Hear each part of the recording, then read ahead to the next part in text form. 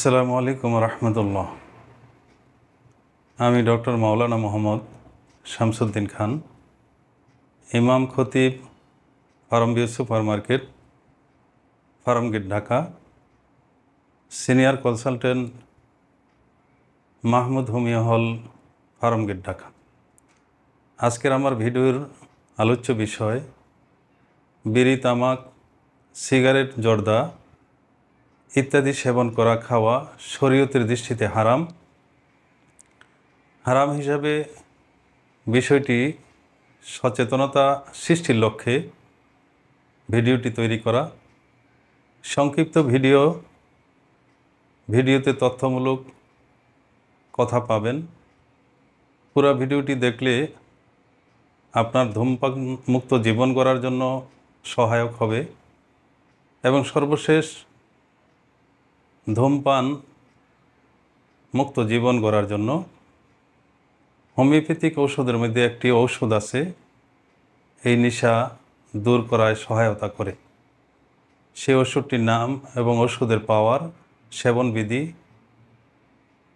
ইনশাল্লাহ বলব।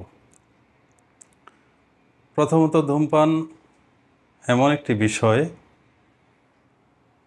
সারা বিশ্বে প্যাকেটজাত যত মানুষ খরিদ করে খাবার, এর মধ্য থেকে প্যাকেটের গায়ে খাবারের দুর্নাম লেখা থাকে একমাত্র সিগারেট এবং জর্দার গায়ে। লেখা থাকে ধূমপান বিষপান, ধূমপান ক্যান্সার সৃষ্টি করতে পারে। জর্দার গায়েও ঠিক অবিকল এমন লেখা থাকে।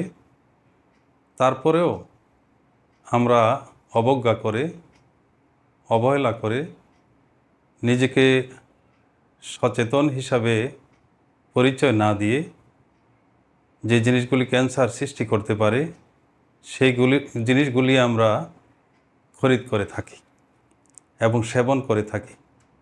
নিজেকে ঝুঁকিপূর্ণ জীবন আমরা বানাই।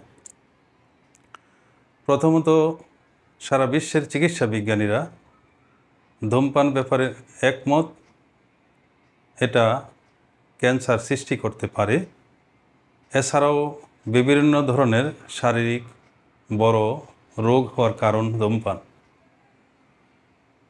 এই ধূমপানজনিত কারণে বিশ্বব্যাপী চিকিৎসকগণ বিভিন্নভাবে পর্যালোচনা করে রিপোর্ট তৈরি করেছেন, যা বাংলাদেশ সহ বিশ্বের চিত্র ফুটে উঠেছে। চিকিৎসা বিজ্ঞানীরা বলেন, ধূমপানে 7,000-এর মতো রাসায়নিক পদার্থ আছে। তার মধ্য থেকে 70টি রাসায়নিক পদার্থ যা কার্সিনোমা বা শরীরে ক্যান্সার সৃষ্টি করার মতো সক্ষমতা রাখে। দ্বিতীয়ত, পরিসংখ্যানে জানা যায় বাংলাদেশে প্রায় 4 কোটি লোক ধূমপান করে থাকে।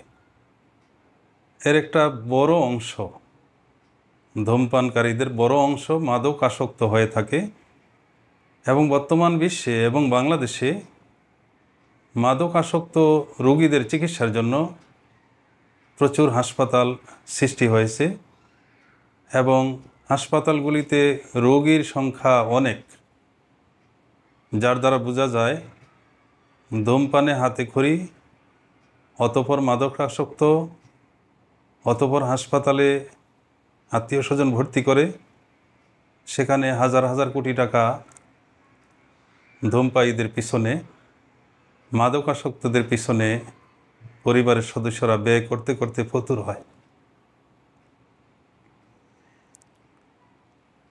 এবং পরিসংখ্যানে জানা যায় পৃথিবীতে প্রতি বৎসর 40 লক্ষ লোক ধূমপানজনিত কারণে এবং মাদকাসক্ত হয়ে মৃত্যুবরণ করে থাকে।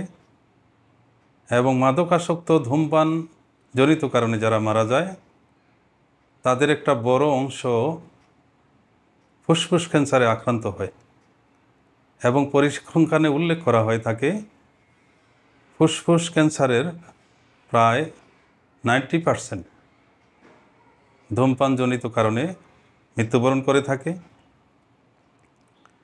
এবং আমরা জানি মানুষের হার্ট অ্যাটাক হয়, ব্রেন স্ট্রোক হয়,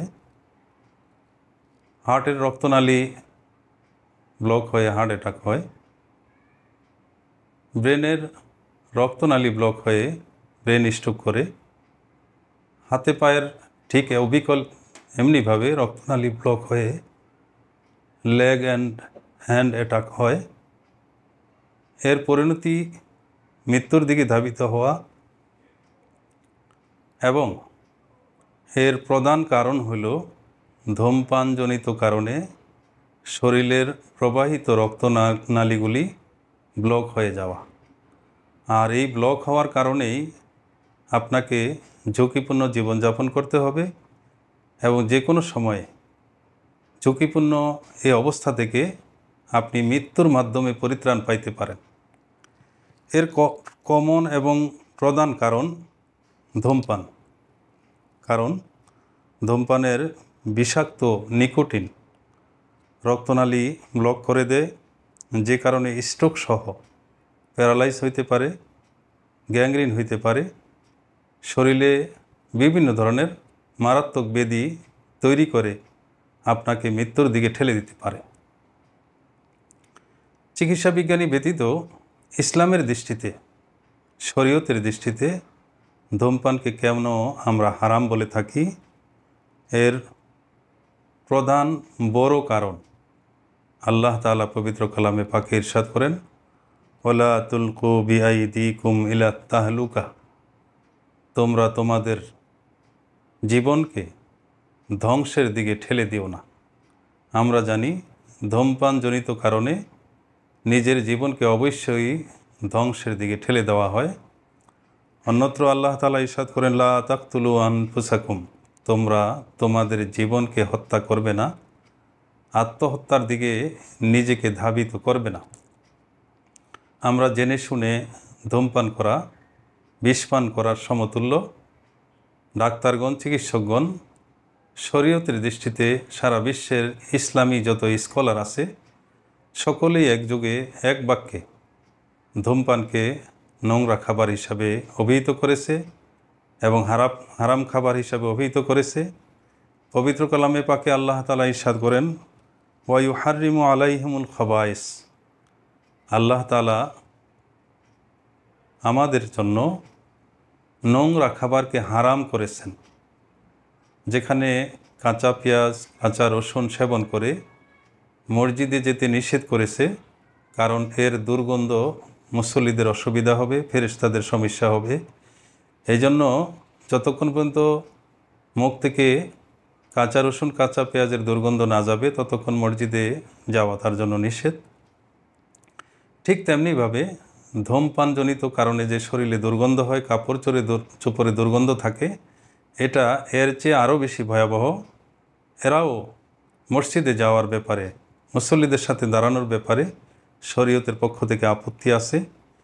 এই জন্য ধূমপান এমন একটি বস্তু যা আপনার মৃত্যু ঘটাইতে পারে, যাকে শরীয়তে নোংরা খাবার বলেছে। নোংরা খাবারে আপনি অভ্যস্ত হয়েছেন এবং নিজেকে আপনি ধ্বংস করতেছেন, অন্যকেও ধ্বংস করতেছেন, এবং এর দ্বারা আপনি অপচয় করতেছেন।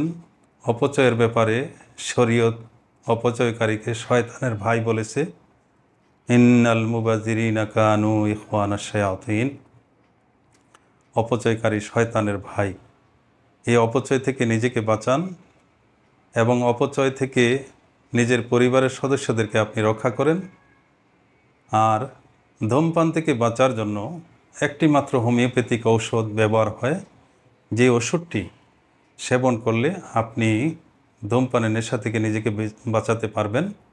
ওষুধটির নাম টেবেকাম। টেবেকাম 200 পাওয়ার।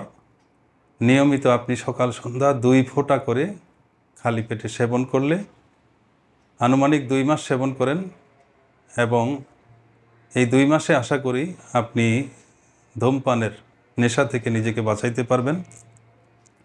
আসুন আমরা ধূমপান পরিত্যাগ করি। ধূমপানের অভিশাপ ও কুফল থেকে নিজের জীবনকে রক্ষা করি, পরিবারের সদস্যদেরকে রক্ষা করি, সমাজকে নিরাপদ করি, নিজে বাঁচি এবং অন্যকে বাঁচাই। আল্লাহ হাফেজ।